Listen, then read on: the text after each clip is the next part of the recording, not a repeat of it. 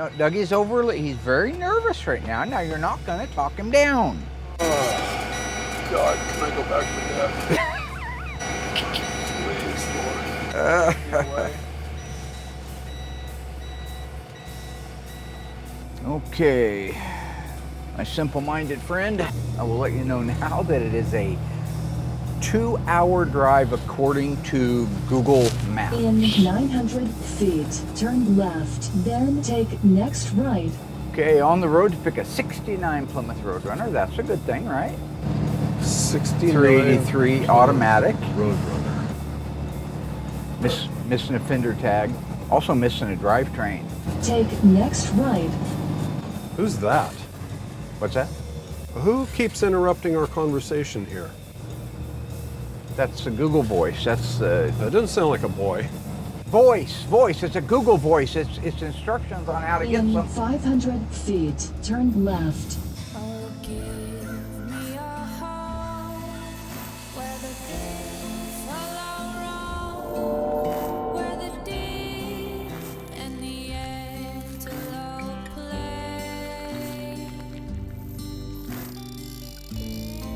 The worst parts of the Bible have come to fruition.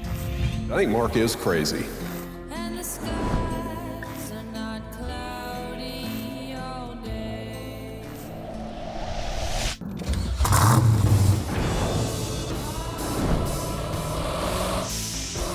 I just want to paint cars. Royal just taking another one for the team.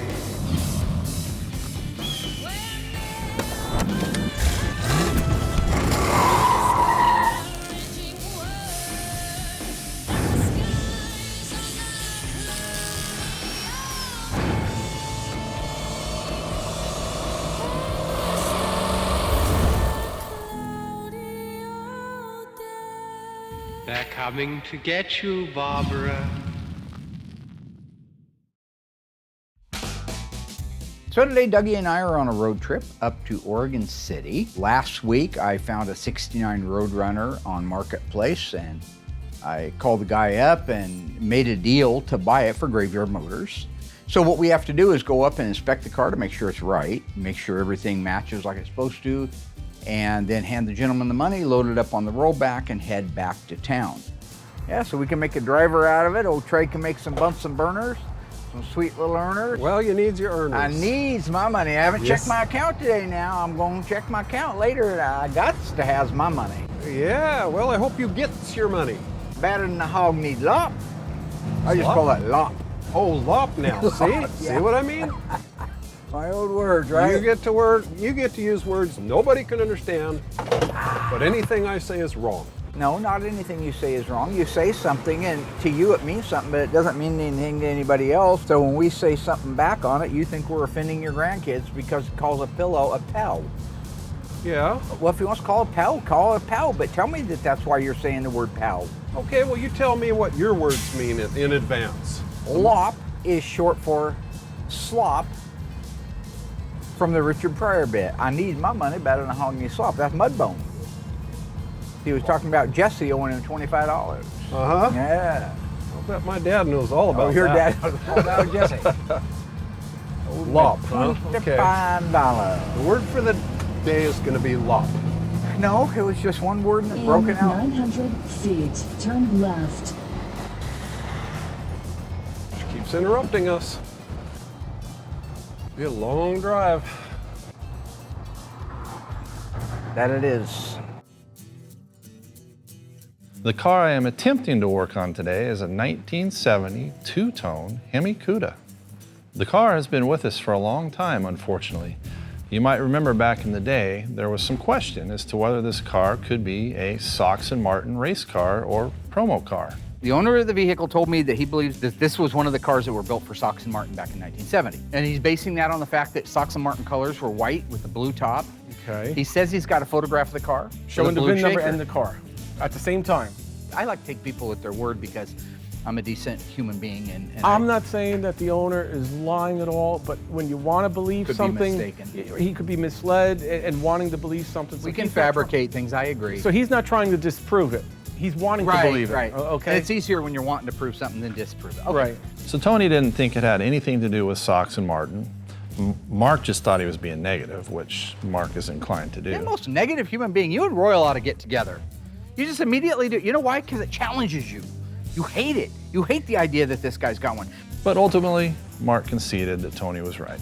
Now we'll fast forward several years to when the two-tone roof got painted on the car. If you recall, as usual, Mark gave Will specific instructions on how he wanted the roof done. So you put the moldings in place. Yeah. And then you masked up to it. Right. And then you pull the molding off and you went another 1/4 of an inch. Yep. Is that what you're trying to say? Do you mind if I just double check the moldings? Yeah, we're behind this inside the car, but we're about ready to paint. Okay. What's that over there? Now, the reason I say that I was attempting to work on this car is because I had everything laid out. I was going to put the back end together. I was going to give you guys at home a wonderful tutorial. I've got the bumper. I've got the taillight housings, the taillight lenses, the bezels. I've got the lock cylinder. I've got the Cuda emblem. We're going to get this all nice and buttoned up for you with a wonderful tutorial at home. And then I realized Will was not done with the car. Hey, Willie, check this out, man. Yeah. Look at that. Let me get that in there. What do you think of that? Looks pretty good outside. Just the emblem looks kind of crappy. Needs Oh, to be detailed. Well, this. But it looks good. I like it. Well, this is a used emblem, huh? I didn't order a new emblem for this car. Well, clearly you should have. Why is that? Because that one doesn't look very nice. Right, but this is a 70. I should know by now that Brian has been around Mark for a long time now, and there's no coming back from that. He's doing the exact same thing Mark does. I don't know the difference between a 70 and a 71 rear body panel, but he brings me over to make me look bad in front of everybody at home. I'm the painter. It's his job to know the difference. It's a 70 Cuda, Yeah, I know. I painted it. a 1970 Cuda. Right. So,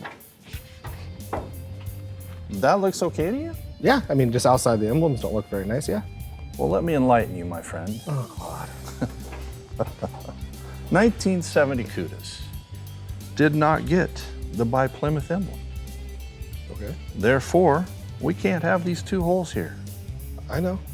You know, for those of you that don't know, and I would expect some of you don't, in 1970, the only emblem that went on the tail panel was, in fact, the word Cuda. Now, in 1971, not only did you have the word Cuda, but you had a nameplate right underneath it that said by Plymouth.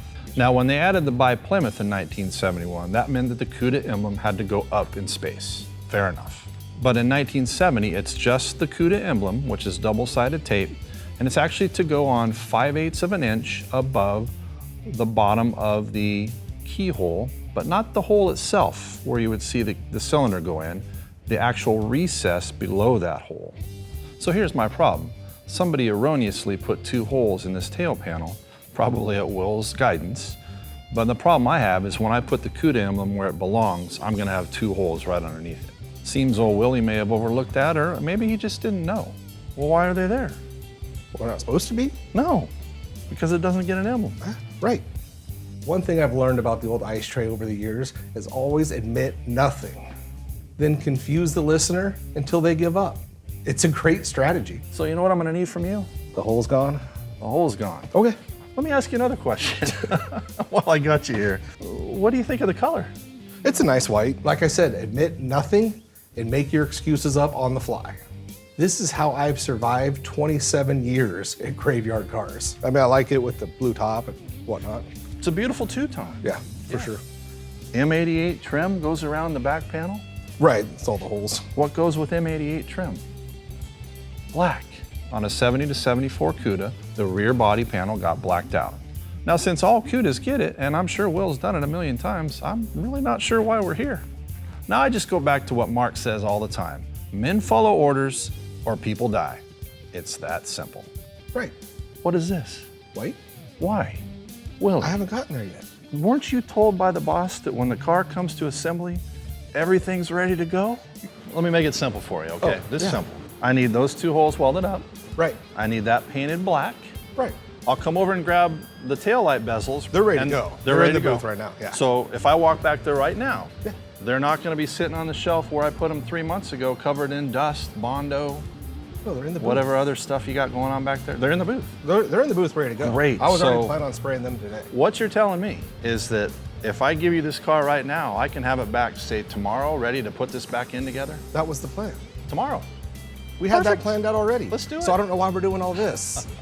So this is just bad timing, Mom? 100%. In this case, Mark taught me a long time ago what George Costanza taught him. It's not a lie if you believe it. Listen, I do what I have to do, and I say what I have to say just to survive.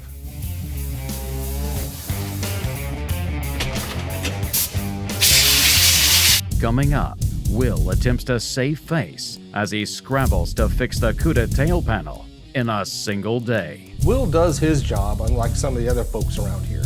Meanwhile, hours on the road continue to test Mark and Dougie's relationship. I don't like being told what to do. But will they manage to reach their destination before they reach their breaking point?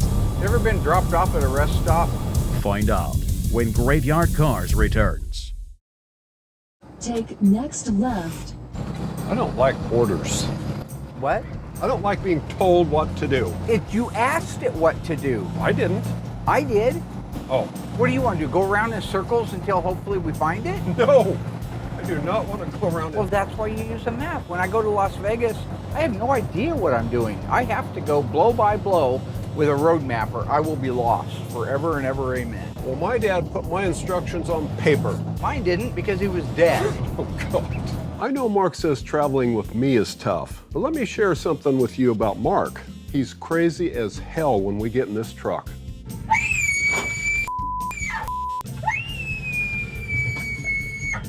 If it's not the Langoliers with the volume turned all the way up and the little girl screaming, that's his favorite part. He loves to blast that on me.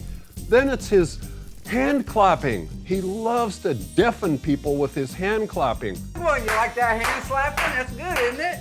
Listen how loud it is. And then when he's finally winding down and the coffee's worn off and he's getting really kind of somber, then it's all the childhood, he calls them significant emotional events that he starts going over about the crayons and his dad and his cat and his knee. I can't describe how monotonous it is riding with Mark in the truck.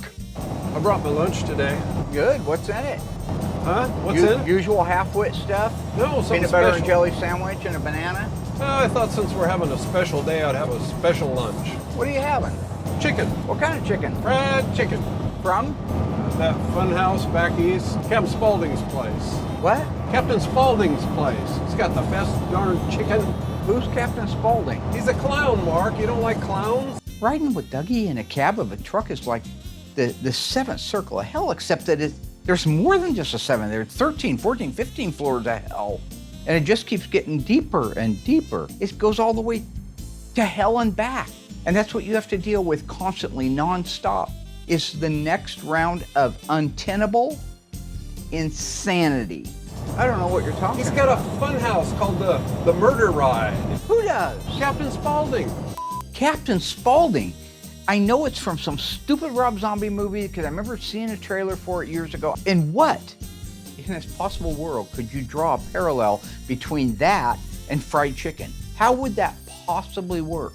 Peter, do you have an idea? Anybody? Actually, in the movie, sir, when you go to visit Captain Spaulding's roadside attraction, you get to leave with some fried chicken. So there is a fried chicken thing in the movie. Yes, sir. And it's directly related to Captain Spaulding. Where is this place? Is there a real one? Can you order it? I don't think so. So it's just another figment of his imagination. Do you ever lay awake at night and just think, man, I must be exhausting to listen to? Probably what my wife says. Probably, yeah, that's probably her saying it. Are we almost there? No, we're not even out of Lane County yet. Hey, we're being followed. That's our film crew, Doug. Man, it is sunny out there. Ever been dropped off at a rest stop? So after Brian tried to embarrass me and make me look bad, I went ahead, took the car, got the taillight panel and the bezels ready to paint. I had to get Shane over to weld the holes up, then we did our body work, got it primered because I had to have the whole thing completely done in the same day. So we have our own formula here, that's black that's supposed to look like the old Organosol black. The old Organosol product back in the day was a lacquer, which you can no longer get. So we just created our own formula out of today's urethanes. So with this, I do 3 coats. I give it about a half hour in between each coat. Then after I'm done, I go back in, look, make sure it has the right sheen.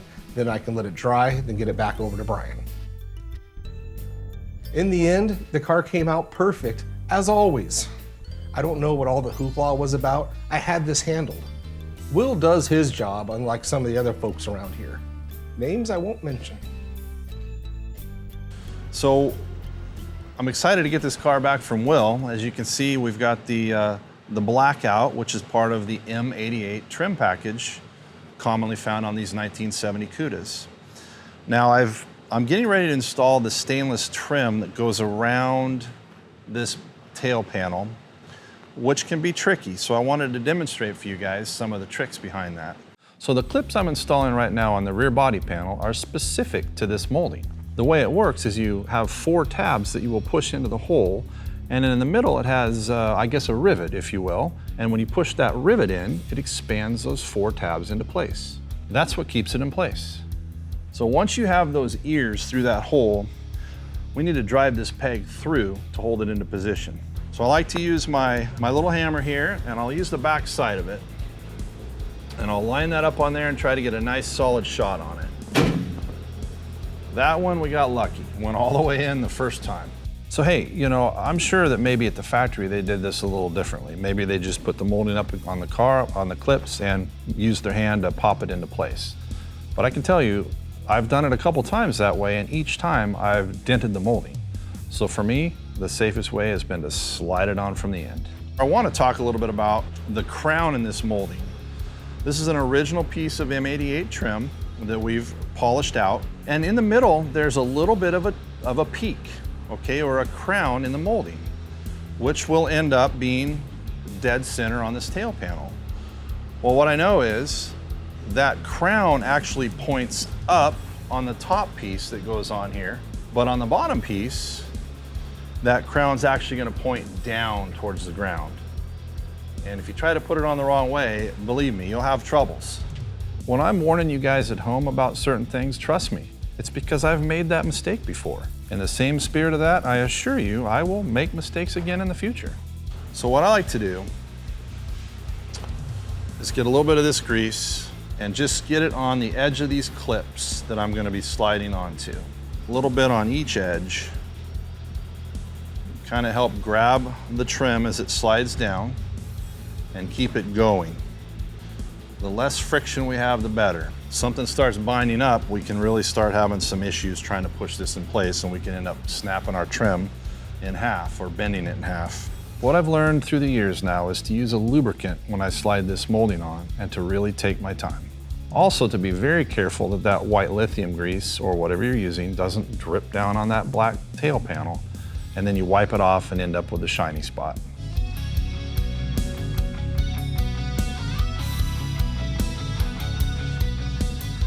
This is where I've always experienced it getting a little trickier when you're getting close to the edge, because now you're sliding through more clips. So you notice how I've slowed down here, folks, and that's okay.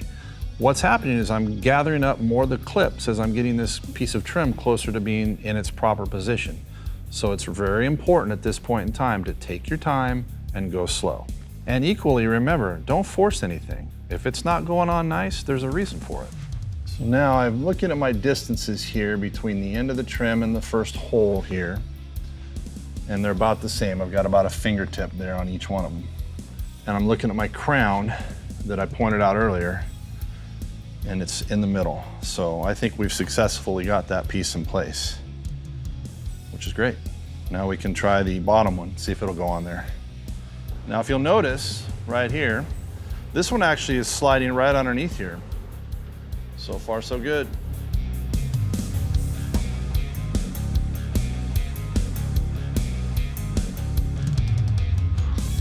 That's the easiest one that I've had as far as install goes, and I think I can attribute that to the fact that these are original M88 stainless steel pieces of trim.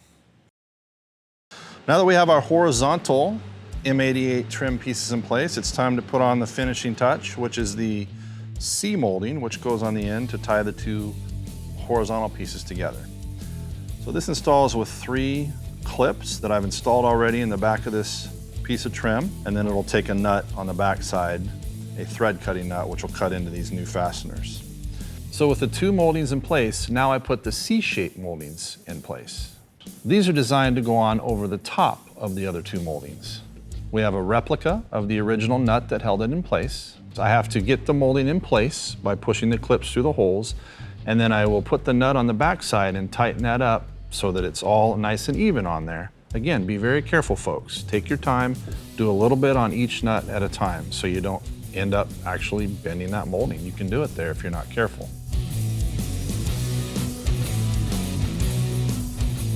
And there we have it. We have our C molding, or our finished molding, on the end of our M88 trim secured in place, and it just finishes that off. It's just a beautiful look. And I'll repeat the process on the other side, and this trim package will be all installed.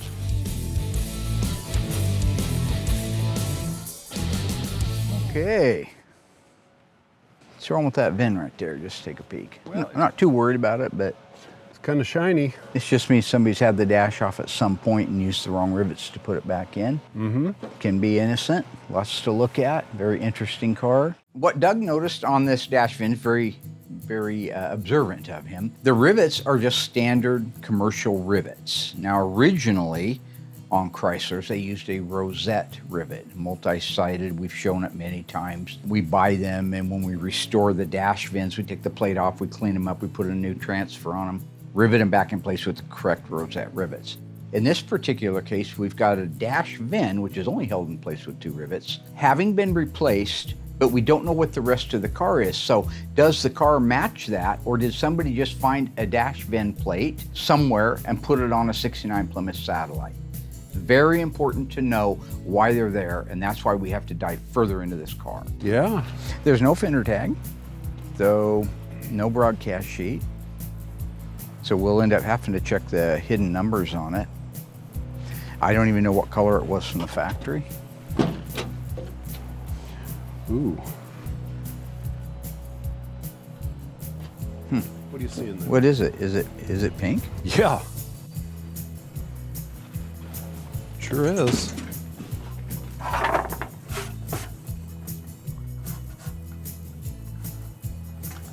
can't tell which color's on top of which, but it's most certainly. It is pink though, right? Yes, it is pink. They did have that color, even though officially it didn't come out until 70 when it got an FM3. This looks like it's over the top of orange. Yes. Right here. Uh-huh. This is really interesting on the pink. So we all know FM3 is your Moulin Rouge in Plymouth and your Panther Pink in Dodge. 1969, that color wasn't out yet. So how in the world could we have a pink floor? Because it could have a code 999 paint code. That 999 represented a color that wasn't available on a particular model. Maybe it was available over on a Plymouth Fury, but it wasn't available on this. Chrysler had it available. So they'd say, you can have the color, but we're gonna give you a code 999, and there's gonna be an upcharge for that. Now, the other time you see this is with corporate colors. So if you wanted all the vehicles red because your company was red, I think they waived the surcharge, the upcharge for it, but all of those would be coded 999 as long as it wasn't a color that was available on that particular model. If it was a color that would be available on that year, make, and model, then it would just have the correct paint code. So if this was a 70 Coronet, it would be FM3, but it's a 69. So it is possible this is a pink car. There is one known Super Bee 1969 that was painted pink. And it turns out that the one known is a survivor car. It's a Super Bee, and it is a pink, but it's not Panther pink. So it's another pink, and we're just unsure of what pink it is, but it is really an original pink car, 1969, and it's code 999 on the fender tag. So we know at least one of that model of car got out that way. So is this the other one, this Roadrunner? That's what we don't know. If it is, it's a very rare car. Careful, that's sharp. God, I'm just sick of this. Mark asked me to go get something to scrape the paint off. So I found a knife in the truck. Next thing I know, he says, It's a shank, it's not a knife. it's a butter knife. It's a shank. It's a butter knife that's been cut down to be a shank. Why would you have this? I sharpened it just a little bit. God. After the break, Mark and Dougie peel back the layers to determine if this 69 Roadrunner is truly a pink car. But what else will they discover as they keep digging? There's purple. Meanwhile, will Brian undo all of his and Will's hard work when he makes one simple miscalculation? We're going to use a 5/16 on this one. Nope, should be a 3/8. Find out when Graveyard Carz returns. So what I got going on right now, guys, is it looks like it's orange on there now, but we have no fender tag. We have no broadcast sheet, so we just have to establish what the original color was and just make sure that all the hidden body numbers match too. Very important. It's pretty much what I expected. It's got some rust in the bottoms of it. Good, complete car for the most part. So the package tray, is that pink as well? It is. It's got gray primer over the top of pink. Okay, so I did start getting kind of excited when we looked in this 69 Roadrunner and saw the pink paint all over everything. But I didn't think pink came out until 1970. That looks pink. That is pink. Pink as bubblegum. God, that's amazing. Like I say, I know they made a few, but they didn't even have a paint code. I think the pink cars in 69 were like a 999 paint code. Okay. All right, very interesting. Yeah. Opening the trunk up, I saw orange everywhere. Orange on the hinges, orange on the guides, the plastic guides, the floor. I didn't see evidence anywhere in there of pink. So, without going too far down the rabbit hole, you gotta ask yourself, number one, at this point in the inspection, because that's all we are is just investigating, why do we have a pink floor, but we don't have a pink back half of the car in the trunk area? Has somebody clipped the car? Has the car been cut in half and married together a pink front of a car along with an orange back of a car? So we have to make sure that the body numbers, the hidden body numbers, match that VIN that's on the dash and match the radiator support. If all three of them do, then we know that that car has not been clipped. It's got the original back half on it, the original front half on it, and the original dash VIN. Now, to find this, we have to do a little bit more investigating, kind of the fun stuff. I have to remove the layers of paint. We did this once before, by the way, way back in season 2 or 3. Darren and I went over to Summer's Classic Cars, and they wanted me to validate a car. And so to check the trunk numbers, they were flooded with paint, as is the case with this one. So to see it, I had to remove the paint over there, and I have to do the same thing here. I have to scrape that paint off. I wasn't really prepared to. I should have had a little toolkit for this, but I needed to get that paint off there so I could check the last 8 digits that are stamped into it to make sure that they match that dash VIN and the radiator support. Okay. It's anywhere in this run right here. Oh, here we go. I absolutely love this stuff too. It's like solving a mystery. It's just like the Alfred Hitchcock mystery magazines that my grandmother had when I'd stay with her at the coast. I would read those things for hours. I would go to our library here in town and they had these big hardbacks, and I even have a set of those today. Let's try some sandpaper on there. Is that an 8 and a 5? It's got G9. Okay. Go read the VIN to me. 9G. Yes. 224358. Beautiful. Boy, I was getting a little worried there. Yeah. So now we know we have good trunk numbers and they match the dash VIN. So the one thing we know for sure is that that dash VIN started life on at least that back half of the car. The thing that's going to tell us that the front half of the car is the same and it's all one and there's no problems are those radiator support numbers. Somebody added this hood, although it looks like an aftermarket version of it. All right. Right there's where I wish we had the tag still, but that's okay that we don't. It's okay. Look at the pink. Isn't that pink? It's red and blue and rust and orange. Okay, there's no pink there. Good. There's purple. Yeah, that was a popular color in 1970. 2-speed wipers. Manual steering. Manual drum brakes. Manual steering. Yeah. This is what Roadrunners were built for, folks. We know all Roadrunners had sway bars. There is a sway bar on it. This is a manual steering car. That was your base unit Roadrunner. Manual steering, manual brakes. These cars were born to go fast. They don't care about all of the luxurious stuff like some do. Some did. You know, you take Brett Torino's Coronet RT that we talk about all the time. So you can make a real luxurious version, but everything I'm seeing under the hood right now looks like 1969 Roadrunner, what I would expect to see. One of the things you have to be able to look past is when somebody rattle cans underneath the hood black, and that's what it looks like happened here. We've got no engine or trans, that's fine, that's how I'm buying the car. But it would be nice to see that original orange underneath there. In this particular case, they've gone all around it with black rattle can. I don't even have to scrape this, I can see it. Nice. Yeah, there's your numbers right there, folks.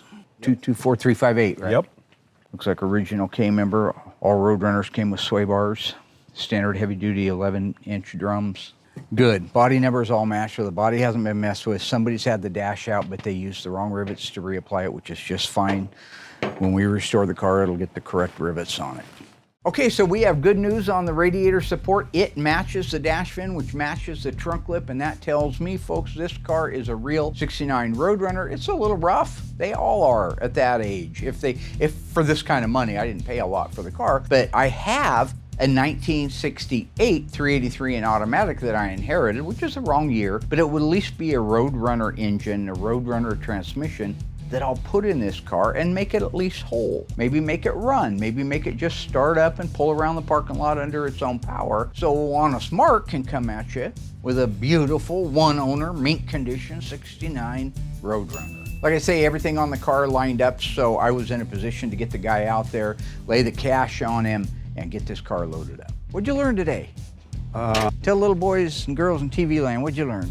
The VIN number has been changed from a different dash.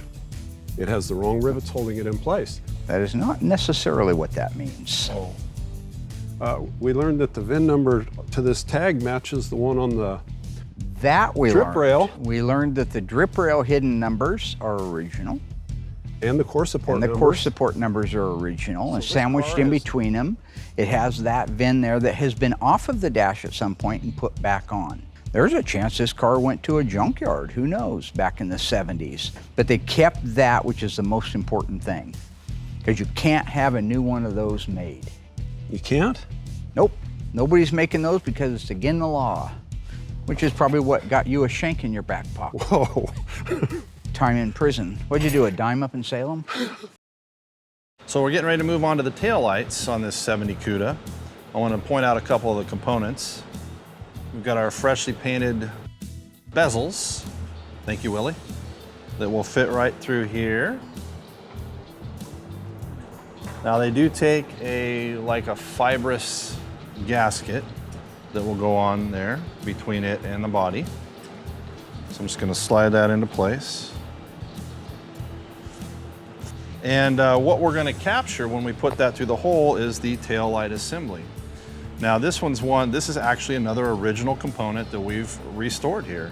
These taillight housings, these are actually original taillight housings, and we take our time media blasting, tumbling, and then putting a protective coating over these taillight housings. So they look like they might be brand new, but in fact they are original, over 50-year-old parts. So we're gonna try to basically compress these two pieces together through the rear tail panel. And then what's gonna happen, we're gonna use a fastener that actually has teeth on it, because this tail light assembly actually has to ground to the body in order for the lights to work properly. So those teeth on these fasteners will help us to achieve the ground that we're looking for. There we go.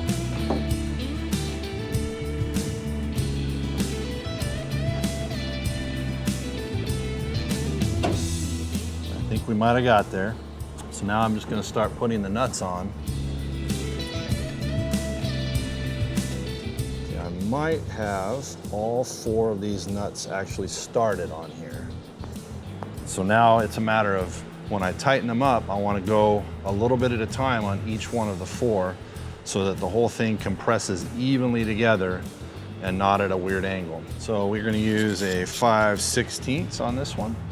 Nope, should be a 3/8. Yep, 3/8.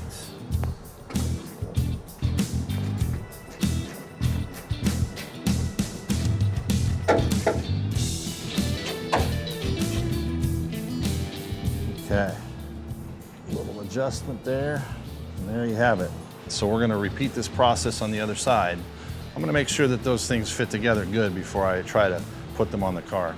Okay, I think we're good there for right now. All right, we're gonna load this turkey up and get it out of here. Thank you, Thank you, Pat. my brother. Yeah, I you appreciate too. you a Yeah, lot, and you we'll too. get her loaded up. And All right. be watching for that used car salesman to be introducing this soon. All I had left was to get it loaded up, head back on the long, torturous trip back with Cousin Dougie. So, I got a question for you.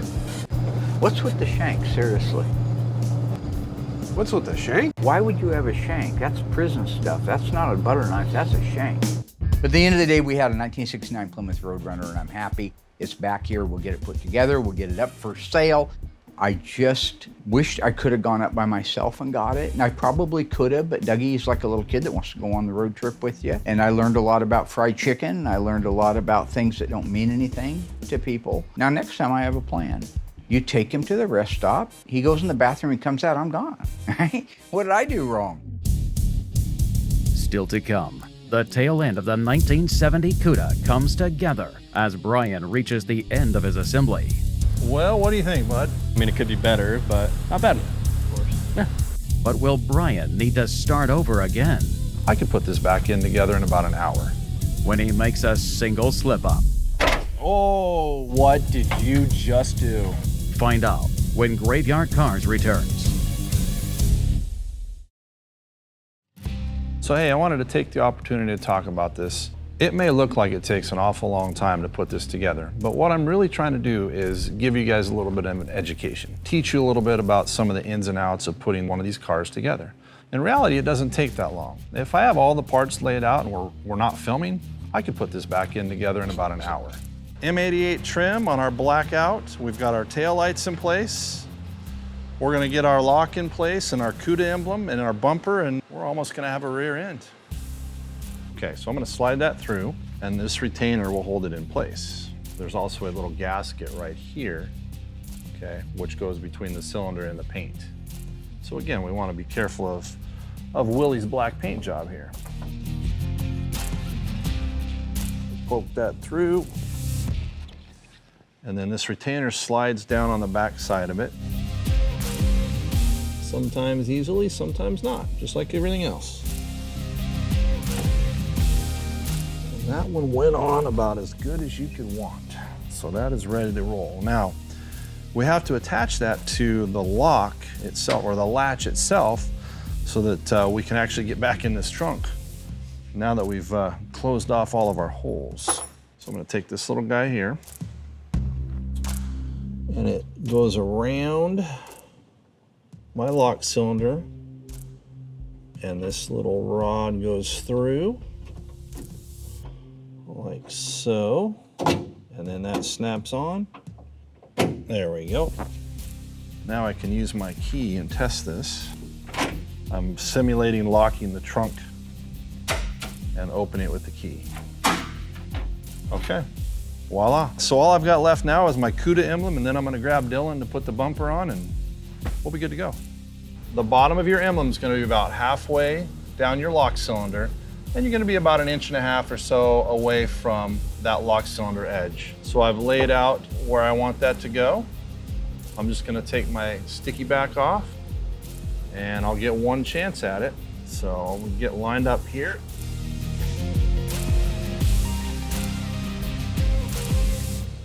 Voila. So I'm going to grab Dylan after lunch, and we'll get the bumper on here. Be good to go. Let's get her done, bud. All right. All right. So watch your ends real carefully. So the first thing we'll do is get these in. There we go. Okay, how you looking on the end? Pretty good. Pretty good? So far. Okay, so what we want to do is just kind of hold it with one hand and get these nuts started on the back side.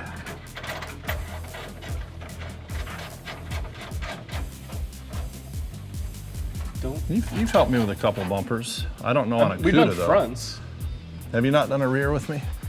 We on B bodies, yeah, but Okay. I don't think I've done a Cuda. Gotcha. All right, what I'm gonna do is push this up as far as I can get it to push up and start tightening these up. Do you have both of yours started? Yeah. Okay, so go ahead and do the same thing. try to push the bumper up as high as it'll go. It wants to suck up in there as best we can, right? Okay, get a little leverage. There you go. Just hard because I can't see that end now. I know. And I worry about Well, pushing it up it's too okay. high. Yeah, it's not gonna go too high. But you know what I'm talking about? Yeah. Yeah. You don't want to make your dad have to paint the quarter panel again, huh? Again. Spray it again, Will. That's why I call him Spray It Again Sasquatch. Sasquatch. Oh, what did you just do? I removed a wrench. Sounded 10 times worse. It did. But you know what? That's all right. Sounded bad, but no animals were harmed in the filming of this. So just for future reference, no nutria was harmed in this event. How you doing over there? Good. All right. I got that pretty well tight at this point. Yeah, and you can see once you get the one tight, it kind of holds it. Yeah. We'll have some final adjustments to do once we get the balance in place and the fuel tank and everything. Right. But this will pretty much put it where it's going to be right here. All right. So we got a pretty good consistent gap here. Yeah. Feels the same. I think this one might be a little high, or a little low actually. Actually feels really similar all the way across. Is it really? Yep. Oh yeah, I guess it does look the same going across. I think your end might just be out a little bit. Yeah. Here. So overall, I think we just need to shift the bumper my direction about 1/4 of an inch, but we can do that later. Okay. Once we finalize everything from here down, we can make that final adjustment. Yeah. All right. Well, okay. She is on there. She's on there. Let's give her a little cleaning and see how she looks, huh? I think the chrome kind of just gives it that final, like, you know? Found a lot of grease under there. Well, I wonder whose fault that is. Probably mine. Because I actually did the drivetrain install on this car. So I think that was my grease. Well, what do you think, bud? Yeah, I think it's not bad for a day's work. Not bad. Well, I mean, I didn't do it, so I mean, it could be better, but not bad. Yeah, of course. Yeah. Next time I'll let you do it, so it's right. in the improved version. Yeah, that's probably for the best at this point. All right. Right on. You remember earlier when I said I'll make mistakes in the future? I didn't know the future was today. So Mark watched the footage and then he pulled me aside and he said, hey, it looks like you got the emblem on just a little bit too high. A little bit too high. So he's gonna have to pull it off. Well, to pull it off and move it back down, runs a chance of pulling the paint with it because the paint's really, really fresh on the car. 2 is it tape tracked. Right underneath where he put the tape down, that glue, it tape tracked. Now it'll probably blend itself out over time and probably cure itself out, but those are the kind of things you don't want to make the mistake. And that's why he has to fix it now. Clean up on aisle 4, we like to call it.